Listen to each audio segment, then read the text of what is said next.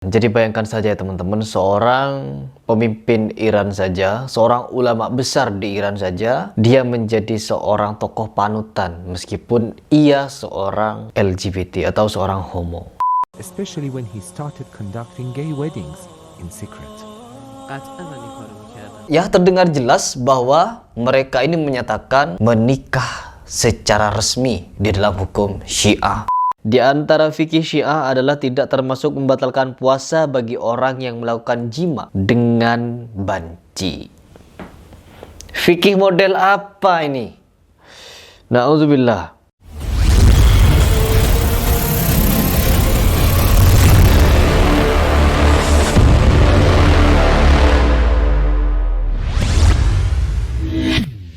Bismillahirrahmanirrahim. Teman-teman, ternyata setelah saya mempelajari beberapa ketentuan di hukum-hukum Syiah, ternyata di sini saya mendapatkan fakta yang sangat mengejutkan dan sangat membagongkan. Kalau saya bilang, yang membagongkan. Apa itu? Teman-teman, kenapa saya mengatakan hal demikian? Karena suatu hal yang jelas-jelas dilarang di dalam agama, jelas-jelas dilaknat oleh Allah Subhanahu wa taala, tentunya tertulis dengan jelas di dalam Al-Qur'an bahwa kaum Nabi Lut dulu sempat diazab oleh Allah Subhanahu wa taala dengan azab yang sangat pedih. Dan tentunya hikayat-hikayat orang terdahulu, baik itu yang zalim, baik itu yang kafir, baik itu yang musyrik dan lain sebagainya, itu tertera di dalam Al-Qur'an dan itu wajib untuk kita jadikan pembelajaran dalam hidup kita. Bukan cuma kita mengambil pelajaran dari orang-orang yang soleh, tapi kita harus mengambil pelajaran dari orang-orang yang kafir kepada Allah, kafir kepada Islam. Dan kita sebagai seorang muslim harus kembali kepada kebenaran dan kembali kepada yang hak melawan yang batil. Baik teman-teman, saya tidak ingin mereaction di sini, tapi saya akan memberikan beberapa cuplikan di mana di dalam Syiah, saya tidak tahu ini Syiah aliran bagaimana, namun di dalam Syiah para ulamanya atau para masyayikhnya, syekhnya itu memiliki penyimpangan seksual yang kita sebut dengan gay atau homo. Berikut cuplikannya. كونهم يقولون ان الشيخ حسن ينقل روايه عن الخامنئي بانه لوطي، صحيح هذا الحكي؟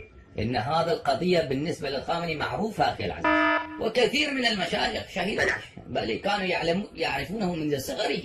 لا الشيخ العفو اسمح لي بس انقطع اتصالكم. أما الخامنئي بل إن مساويه كثيرة، واللواط ليس بكفر، هو يفعل ما هو أسوأ من اللواط بكثير، بل فإن الرجل كونه مفعولا ومأبونا بل لعنة الله عليه إن هذا ثابت. Jadi bayangkan saja ya teman-teman, seorang pemimpin Iran saja, seorang ulama besar di Iran saja, dia menjadi seorang tokoh panutan meskipun ia seorang LGBT atau seorang homo. Na'udzubillah min dzalik. قد رأيت شيخ فلان يلوط بشيخ فلان في المدرسة الفلانية في النجف. شيخ فلان هذا الذي يلوط الآن شخصية معروفة في بغداد من شخصيات الحكومة العراقية، وكان شخصية هناك أيضا حينما كنا في قم. قلت له هذا هكذا أخبرني عنك. قال لي إيه؟ قال لي أنا دخلت إلى الغرفة وكان شيخ فلان يلوط بشيخ فلان ووقفت عليهما، فأنا سألته على طريقة الآخوندية، قلت له سيدنا أنت رأيته يدخل فيه كإدخال الميل في المكحلة؟ قال لي شيخنا يا ميل يا مكحلة. قال لي أنا شفته يسوي كذا بالفصيح العراقي. قال لي أنا شفته يسوي بي كذا ومع كلام لا أستطيع أن أقوله في الفضائية. قال لي وين السولف أنت يا ميل يا مكحلة؟ وهذا الفاعل شخصية معروفة وله علاقة بمرجع كبير، والله إذا أذكر لكم اسم المرجع ستكذبون. Dan perihal ini bukan lagi menjadi suatu rahasia, melainkan publik juga sudah tahu. Oke teman-teman, di samping itu juga saya memiliki salah satu berita di mana berita ini menyatakan bahwa pernyataan atau fatwa dari salah satu ulama Syiah mengatakan bahwa menjimai atau bersetubuh dengan seorang banci itu tidak membatalkan puasa. Aduh, apakah masih mau kita bilang bahwa Syiah adalah bagian dari Islam? Tentunya tidak. Syiah model begini sudah jelas dia menyimpang dan sesat. ini dia beritanya. Nauzubillah min zalik. Ulama Syiah tidak membatalkan puasa orang yang menjimai banci. Ajaran apa ini? Ajaran dari mana ini? Aduh, syiahindonesia.com. Di antara fikih Syiah adalah tidak termasuk membatalkan puasa bagi orang yang melakukan jima dengan banci. Fikih model apa ini? Na'udzubillah. Berikut pernyataan salah seorang ulama Syiah. Tidak membatalkan puasa jika dalam keadaan tidur atau dalam keadaan terpaksa yang dimana di luar kendalinya, sebagaimana juga tidak merugikan atau batal puasa jika dalam keadaan tidak sengaja. Tidak sengaja? Gimana cara tidak sengaja jima? Aduh. Seandainya bermaksud bersenang-senang di paha, kemudian misalnya masuk ke salah satu dari dua farji tersebut, maka tidak membatalkan puasa. Bagaimana mungkin di dalam kondisi berpuasa Ramadan bersenang-senang? Bersenang-senang katanya. Dan kalau masuk tidak sengaja tidak batal puasanya. Ajaran bagaimana ini? Namun seandainya bermaksud memasukkannya jima ke dalam salah satu dari dua farji namun tidak terrealisasi, maka membatalkan puasa. Ini kalau pada perempuan ya, ini kalau kepada seorang perempuan atau istrinya. Karena dalam hal ini sesungguhnya ia telah meniatkan untuk berbuka atau membatalkan puasa. Coba sekarang kita baca hukum menjimai banci. Jika seorang laki-laki memasukkan jima ini dengan niat ya ke dalam kemaluannya banci khunsa, maka tidak membatalkan puasa laki-laki tersebut. Si A, si B, si C, kata Ja'far Hussein. Dan begitu pun dengan banci. Jadi tidak ada yang batal, jadi enak dia. Ini adalah ajaran atau akidah di dalam Syiah. Syiah bukan Islam kalau seperti ini, dan Islam bukan Syiah. Astagfirullahaladzim. Teman-teman, kita ketahui bahwa di dalam ajaran Islam, jangankan bersenang-senang, niat bersenang-senang. Di dalam Islam, kita diajari di dalam berpuasa untuk menahan hawa nafsu. Ya, menahan hawa nafsu. Bukan untuk bersenang-senang. Misalkan lagi merangsang gitu, bersenang-senang, main di paha, main di bagian badan yang lainnya, tidak perlu dimasukkan. Dan itu sudah batal puasanya. Batal. Karena tidak bisa menahan hawa nafsu. Menahan hawa nafsu, kalau orang Syiah enggak. Apalagi kalau melakukannya dengan banci, tidak batal puasanya. Aduh. Masih mau mengatakan bahwa Syiah itu baik. Ya, masih mau mengatakan Syiah itu Islam. Mikir, ya. Kita harus mikir. Taha goes through the ritual of putting on his traditional Shia cleric's outfits before going to pray at the local mosque. Like many other mullahs back in Iran, they rule the country and advise people on spiritual matters. These clerics are highly respected, but also feared for the power they wield. Dan tidak berhenti di situ ya teman-teman. Masih ada salah satu pernyataan dari ulama Syiah bahwa mereka telah melakukan nikah antara sesama jenis. Ini dia cuplikannya. Taha came from a very religious family. His father was a famous local cleric. He attended an Islamic school to become a mullah when he was just 15 and rose up the ranks to become a Hujjatul Islam, a respected authority on Islam.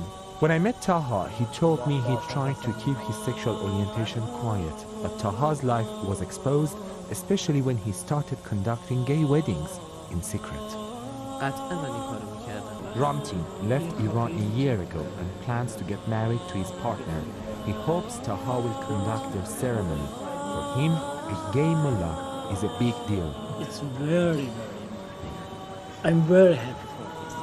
شما تا قبل از این همیشه آخوندها رو به عنوان کسی میشناسیم که قرار ما رو مجازات بکنن. قرار ما رو پای چوبه دار دعا برامون بخونن.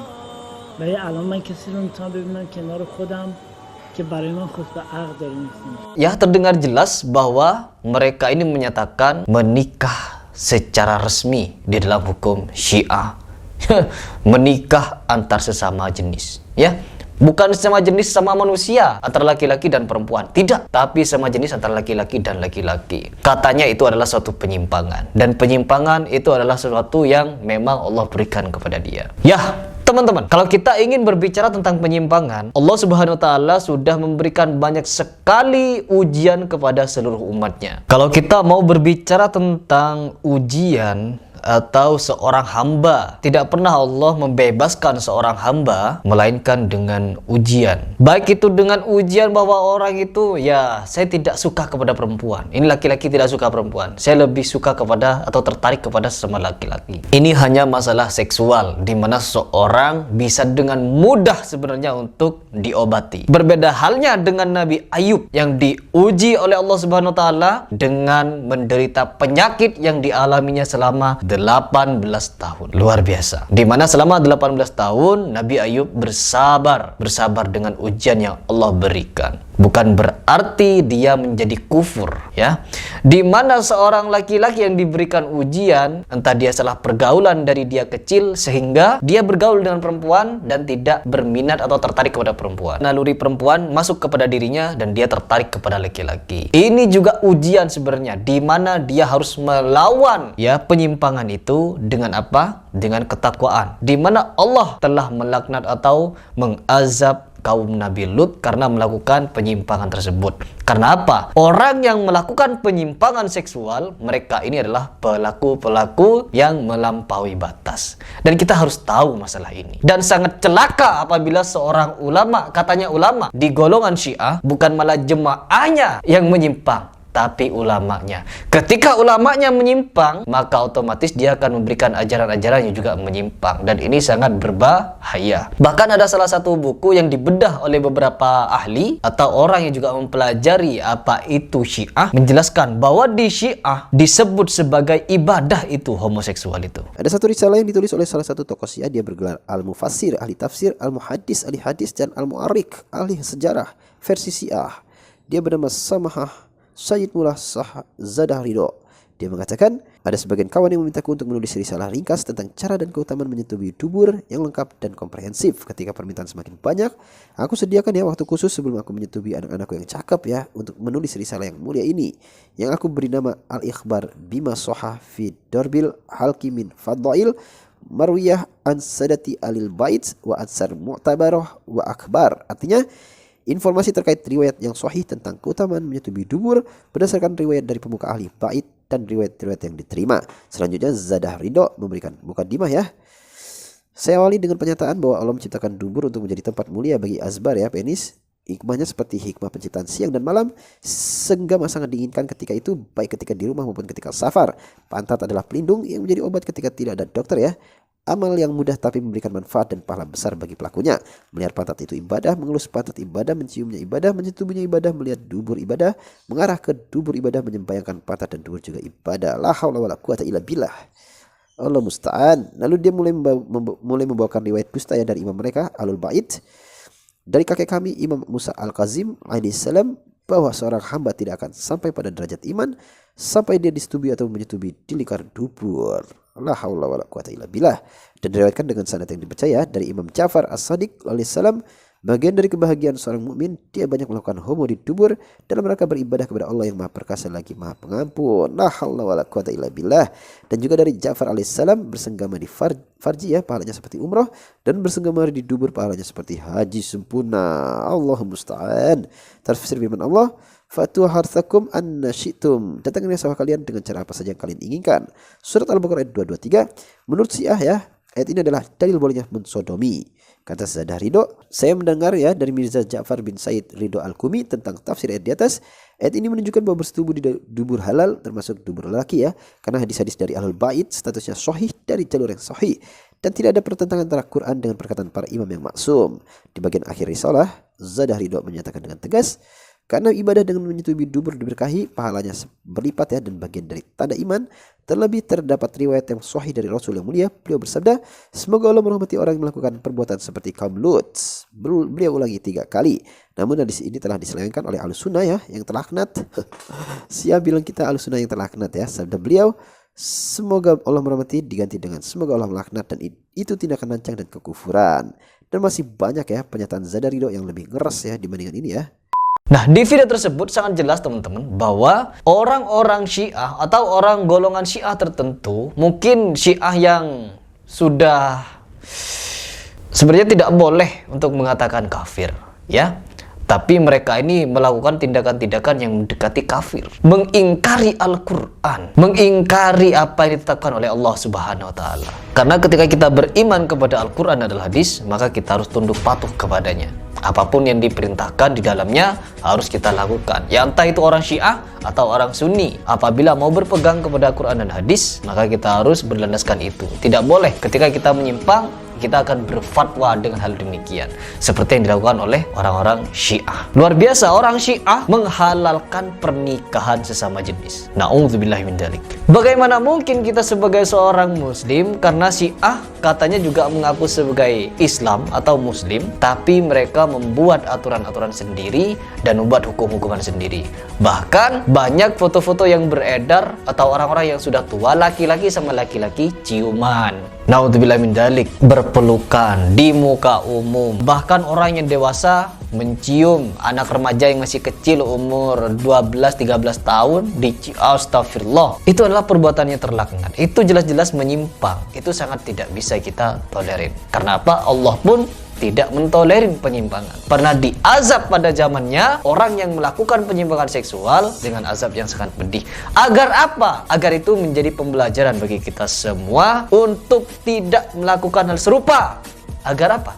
Agar tidak mendapatkan azab. Setelah Nabi Muhammad turun, kita sebagai seorang hamba atau sebagai seorang muslim akan menerima segala hukuman atau segala perbuatan kita akan dipertanggungjawabkan ketika kita mati atau di padang mahsyar kelak. Jadi segala perbuatan ketika kita mendiamkan penyimpangan, mendiamkan kekufuran dan lain sebagainya, maka kita sudah ikut sebenarnya, ikut di dalam arus mereka. Contohnya ketika orang yang ada menyamar ke dalam Sunni tapi dia memiliki akidah Syiah, contohnya seperti Ja'far Hussein, di mana dia sudah sangat jelas menulis beberapa buku yang di situ berlandaskan Syiah, dan dia juga mengatakan bahwa dakwah Syiah harus disampaikan dengan cara yang baik agar diterima. Dan tidak luput dari itu semua, orang Syiah diharuskan untuk bertakyah di antara orang Sunni. Agar apa? Agar dia bisa mencari masa. Oke teman-teman, apakah di sini kita tidak toleransi atau kita intoleran kepada orang umat beragama? Tentunya kita toleransi. Toleransi sudah diajarkan oleh Rasulullah SAW. Bukan berarti ketika kita menghadapi suatu perkara, di mana perkara ini sangat berat, yaitu ketika kita membedakan antara Islam yang sebenarnya dengan Islam yang tidak sebenarnya. Contohnya seperti Syiah dan Sunni. Ini siapa yang benar? Orang Syiah pun ada yang mengaku benar, ada yang juga mengikuti ajaran Rasulullah, ada juga yang mengikuti khusus ajaran mereka yang disebut dengan Syiah Rafidah dan lain sebagainya. Saya tidak ingin menyalahkan Syiah yang masih berpegang kepada Rasulullah atau Syiah yang tidak melaknat ketiga sahabat atau beberapa imam. Karena apa? Di dalam ajaran Syiah Rafidah itu bisa yang mengatakan Abu Bakar dan Umar itu kafir karena hanya perihal kekuasaan, kekhalifahan. Sedangkan siapapun yang menjadi khalifah itu mereka antara keempat sahabat tidak pernah berebut-rebut kekuasaan, karena kekuasaan yang diwariskan oleh Rasulullah itu adalah tanggung jawab besar, bukan perihal uang atau politik, melainkan untuk menjaga meneruskan risalah Rasul. Tetapi orang Syiah memelintir pernyataan itu seolah-olah Abu Bakar dan Umar itu merebut kekuasaan dari Sayyidina Ali. Toh kalau kita mau berpikir sebagai hamba Allah yang taat, Sayyidina Abu Bakar tidak akan memiliki umur yang begitu panjang. Seorang manusia pasti akan mengalami kematian. Begitupun juga dengan Sayyidina Umar. Semua sahabat akan mengalami kematian. Jangankan kematian, ketika mereka sudah tidak bisa mengemban amanahnya, contohnya mereka sudah sakit-sakitan, mereka sudah tidak sehat, maka kepemimpinan itu bisa dialihkan kepada orang yang masih sehat, bugar, dan juga cerdas tentunya. Dan itu akan turun-menurun dari Abu Bakar, Umar, Utsman, dan Ali. Kenapa disebutkan berurutan seperti ini? Karena kita sebagai orang Sunni meyakini bahwa siapapun yang menjadi khalifah, entah itu urutan pertama atau urutan terakhir, itu derajatnya sama di mata Allah. Tapi bagi orang Syiah tidak, itu mengenai perihal hawa nafsu. Na'udzubillahi min dzalik, sampai mengkafirkan. Ya, sampai mengkafirkan. Dan ini berbahaya. Bukan cuma mengkafirkan, malah berdoa kepada Allah agar Abu Bakar dan Umar itu dilaknat oleh Allah Subhanahu wa taala. Bagaimana mungkin seorang yang mengaku muslim mendoakan para sahabat Rasul yang hidup dengan Rasul dengan doa-doa yang tidak beres. Kalau kita sebagai seorang muslim, jangankan kepada sesama muslim, kepada orang kafir pun, kepada orang non-muslim pun, kita mendoakan mereka dengan doa yang baik. Baik, kembali lagi kepada pembahasan di mana tokoh-tokoh Syiah atau orang-orang Syiah yang dijadikan sebagai syekh, dijadikan sebagai ulama, dijadikan sebagai ustadz dan lain sebagainya, di mana mereka berfatwa, di mana mereka menyampaikan di depan umum mengenai penyimpangan mereka, terang-terangan mereka menyatakan bahwa mereka adalah homoseksual atau gay, itu menjadi sesuatu yang benar, bahkan itu dianggap suatu ibadah katanya. Na'udzubillahi min zalik. Di sini pelajaran yang paling penting bagi kita semua adalah